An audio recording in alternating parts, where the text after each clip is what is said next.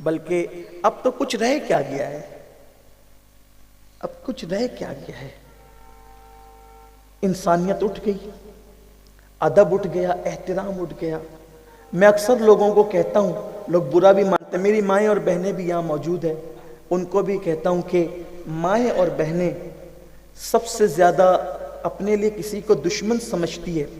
تو وہ اپنی ساس کو سمجھتی ہے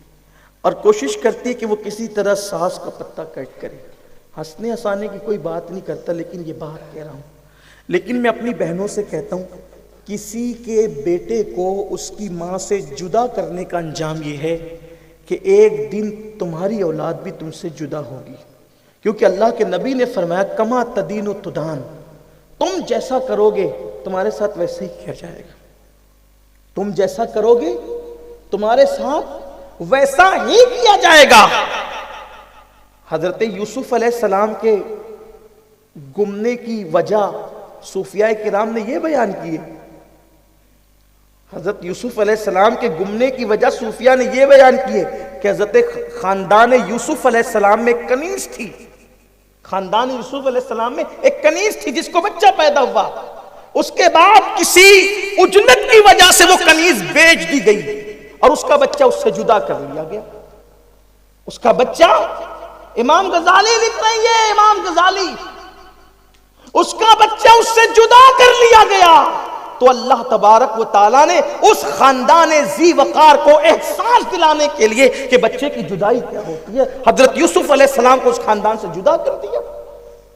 اگر ایک کنیز کا بچہ، جبکہ وہ کوئی حرام نہیں ہے، جرم نہیں ہے، آقا کو اختیار ہے کنیز کو بیچنے کا، کوئی گناہ نہیں ہے، تو جب اس کا بچہ جدا کرنے پر بچے کی جدائی ہو جاتی ہے تو میری ماں اور بہنوں سے پوچھنا چاہتا ہوں کہ جب اگر وہ شوہر گھر میں آئے تو وہ ساس ہی کی کمپلین کرتی ہے، میں کہتا ہوں اگر بہنیں اپنی ساس کو ماں سمجھنے لگ جائے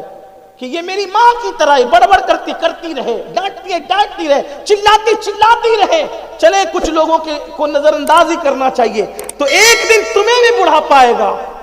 اگر تم نے کسی کی اولاد کو اس سے جوڑ کر رکھا، اللہ تمہاری اولاد کو بھی جوڑ کر رکھے گا، اور تم نے کسی کی اولاد کو توڑنے کی کوشش کی، اللہ تمہاری اولاد کو تم سے دور کر دے گا، کیونکہ میرے نبی فرما چکے کما تدین و تدان۔ اور آپ سے کہتا ہوں، دنیا کی بڑی سے بڑی نعمت ٹھکرانا، لیکن ماں باپ کو ناراض نہیں کرنا، اس لیے کہ ان کی رضا میں خدا کی رضا ہے اور ان کی ناراضگی میں خدا کی ناراضگی۔